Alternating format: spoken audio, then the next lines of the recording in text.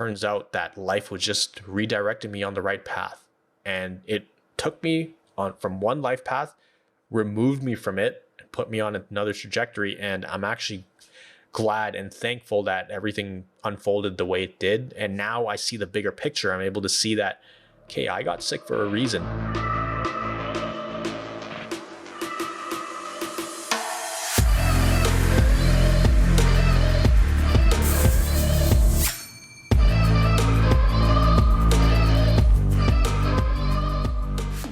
How's it going, guys? Miguel here from CFS Recovery. Today's topic is going to be 5 lessons that I learned after recovering from chronic fatigue syndrome.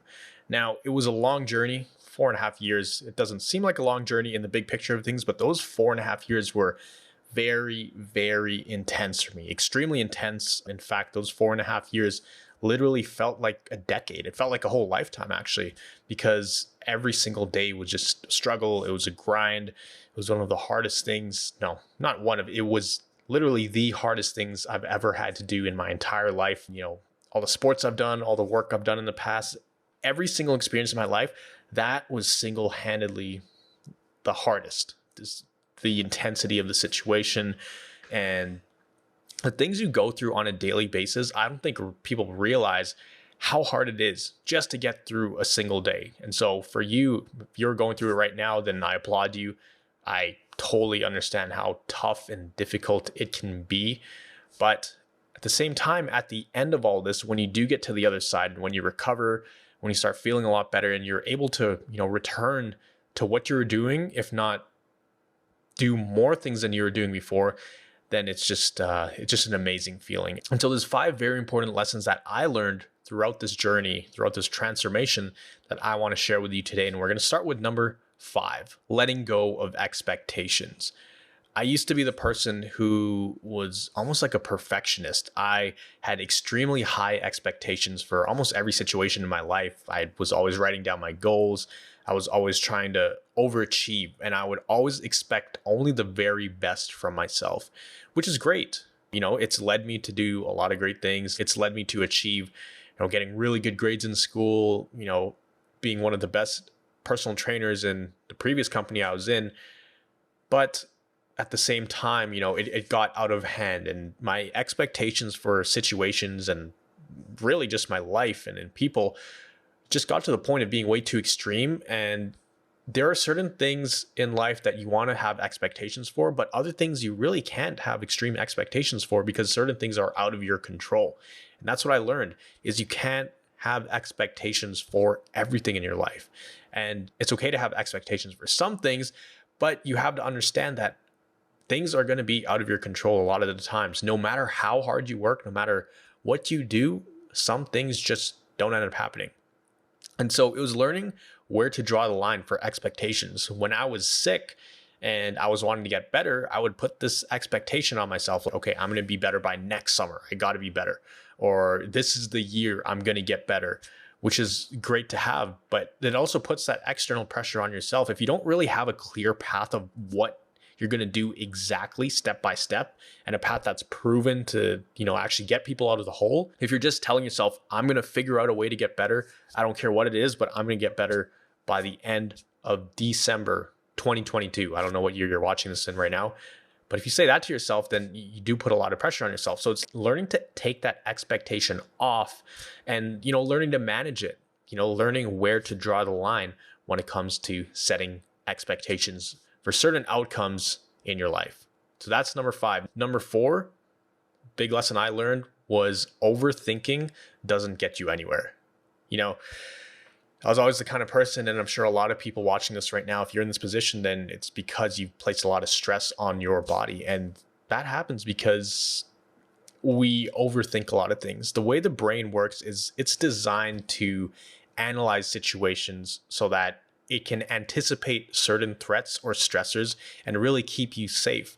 Now, for most people, when they're constantly overstressed, whether it's in life, whether it's physical stress, like not sleeping enough, working way too much, if it's emotional stress, like with relationships, or if it's mental stress, overthinking situations and trying to do it right, trying to be perfect all the time, it gets very stressful on the body. And the mental aspect of everything with CFS, people underestimate how much your mental thoughts and your emotions play a role in keeping you sick, and the role it can play in getting you out of the pits, out of the hole of, a crash, or, when you're in the depths of this illness, it's hard to find a way out. And people don't realize that a lot of it is internal. It's the way we respond to the symptoms and things like that. So overthinking was huge for me. In fact, I used to overthink everything. I wouldn't be able to sleep at night because I'm thinking of, how can I get more clients when I'm personal training?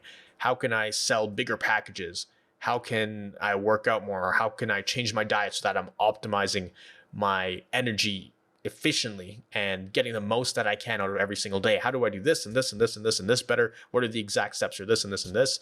In fact, I remember there was this one time when I was personal training, when I just started, I wanted to do everything perfectly. And being a perfectionist, I literally Googled everything. There was this one time I actually searched up on the computer, how do I talk to people in the gym? Because I was overthinking everything versus just going out to them and saying, hi, how's it going? I literally Googled, how do you say hello to people and strike up conversations in the gym?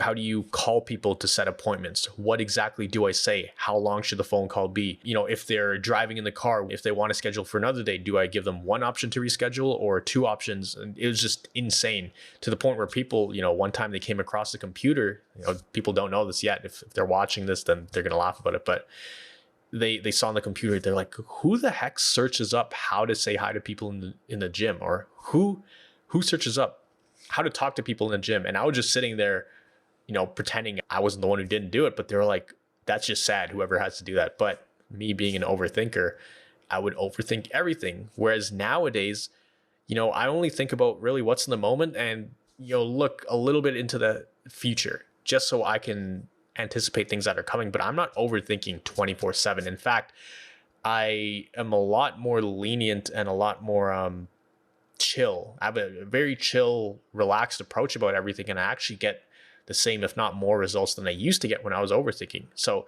we can tell ourselves this whole story in our head and jump through all these hoops and play out, 100 different scenarios, and then we actually do the thing, and it turns out that it doesn't even happen and turn out to be any of those scenarios. So overthinking, it's you playing stories in your head of what you think might happen or could happen, or that you're scared of happening. But at the end of the day, none of that really matters at all, because while you just lived this whole story in your head, you just missed out on what's in front of you. And, turns out when you do the thing, it actually doesn't even turn out how you anticipated. So overthinking is something I learned to just let go of. The level that I was overthinking at served me absolutely zero purpose. And it was actually such a detriment to my mindset. And it only caused me stress, anxiety, and all those things. There was nothing really positive that came out of it. Whereas obviously it's good to think about the future and anticipate things and think about what you do on a day-to-day basis. But overthinking is when you're almost like living in that inner world, not really in reality. So that was a very important lesson I learned, that overthinking doesn't get you anywhere. That is number 4. Number 3, I learned that it's okay to say no to people and opportunities. I can't tell you how many times I get asked to do something, or how many projects people offer me and say, hey, I want to hire you for this project or this project. And, back then I would say, yeah, absolutely. Let's do it. I would say yes to literally everything. And at certain times in your life, that's something you have to do, because you're exploring different avenues, finding out what you like, what you don't like, what works. And really, when you say yes to a lot of opportunities, that's how you learn a lot of things. But it gets to a certain point when you're saying yes to literally everything and everyone, that you don't even say yes to yourself. You're putting everybody else before yourself. Regardless of how you feel physically or emotionally, you're always going to put other people's needs before yourself. And I had a hard time saying no, because I didn't want to disappoint people. I was almost like the yes man. I would say yes to really just anything. And so I've learned now that it's not bad to say no to opportunities, and you're not a bad person. It just doesn't fit with what you need to do right now, or what I need to do right now. I'm okay with saying no. I don't feel like I'm missing out. I don't feel bad that I'm letting someone down, because I know if I don't take care of myself first and put my needs first, then I can't help anybody and I can't contribute to the world at all. I'm just going to be stuck at home, sick, just, consuming resources and not able to give back to society and the world if I say yes to everybody. So I don't see it as a negative thing now, just saying no to somebody or a certain situation or an opportunity. I see it as, okay, does this vibe with my needs right now? And is this going to benefit me in the long run? If not, then I'm not going to do it. And so I've learned to draw the line right there. Number two, I learned the importance of purpose and doing things because I enjoy them. Before, it used to be that I wanted to be the top trainer. I wanted to get good grades. I wanted to be team captain of the sports team because I wanted that recognition.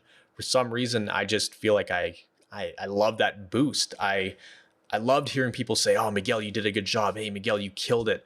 A really awesome job you did there. I wish other trainers could be like you.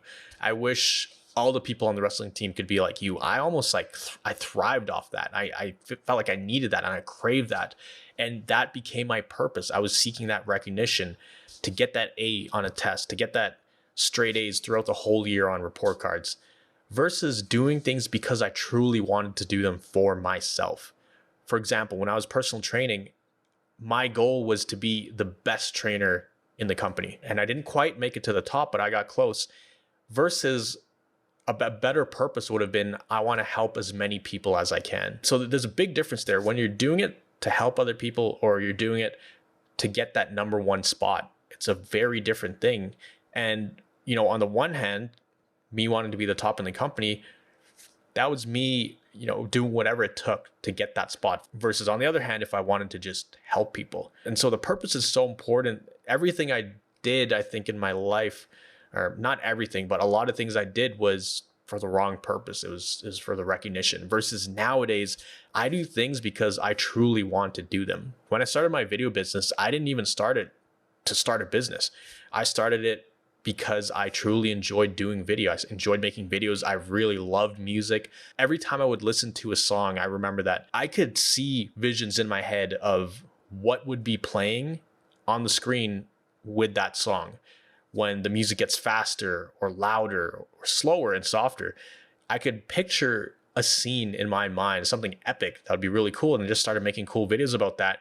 And that was my purpose. My purpose was to just do it because it inspired me. It made me happy, versus doing it because, I want to get the next big client.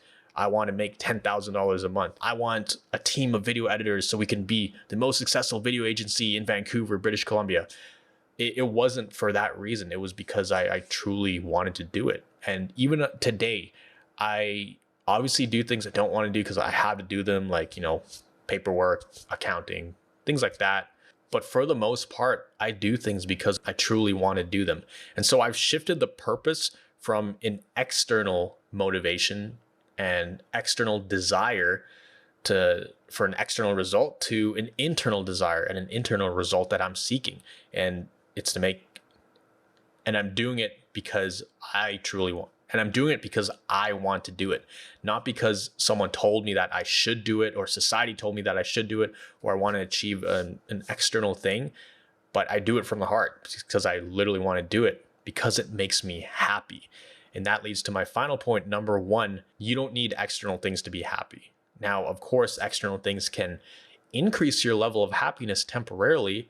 And obviously, things like finances, you need money to survive. Family is really good to have around. But at the end of the day, I've seen people with almost no money be way happier than people with a lot of money. I've seen people with very few friends be happier than people with 1,000 friends. And so happiness really comes from within. And I've met a lot of successful people, through business, people who have big marketing agencies, have tons of employees, can buy pretty much anything they want. They drive, Lamborghinis, they drive whatever, but they all say that these things are nice to have, but that happiness is just temporary. It goes away. What it really comes down to is what you have inside and the happiness you get from within. So if you do things that make you happy, that inspire you, that motivate you to get out of bed in the morning and get you excited, that is a feeling that no external thing can get.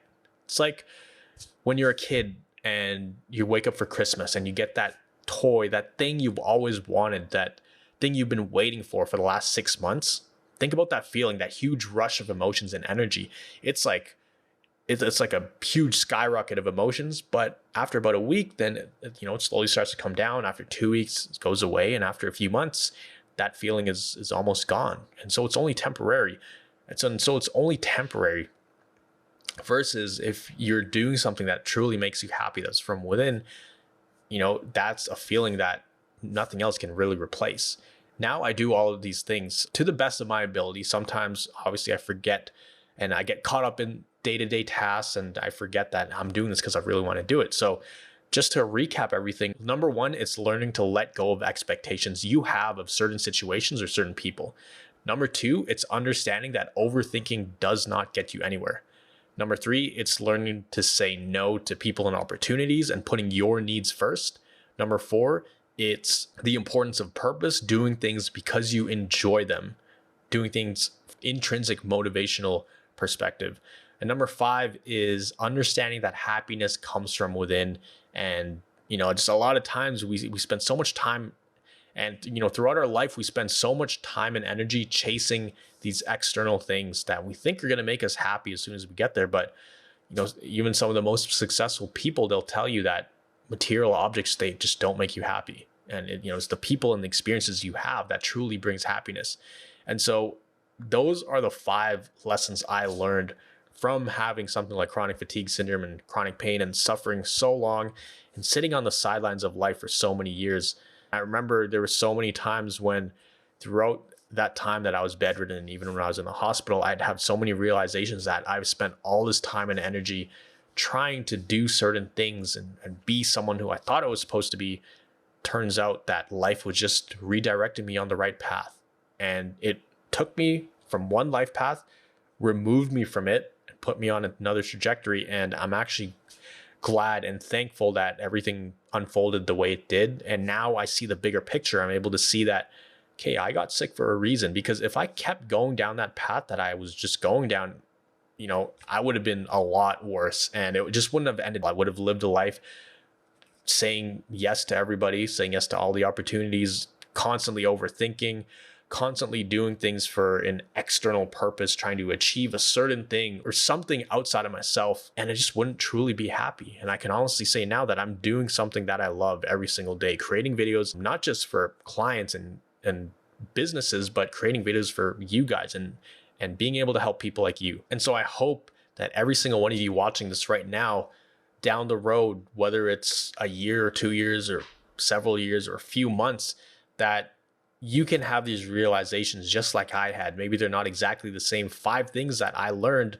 Obviously, there's a lot more things I learned, but hopefully you can start to build your list as you get better, and you'll be able to go back and tell your story to people and really be that beacon of hope, that beacon of light to inspire people to just hang in there when things seem tough, when it seems like the end of the road, it seems like the final chapter, which it felt like a lot for me.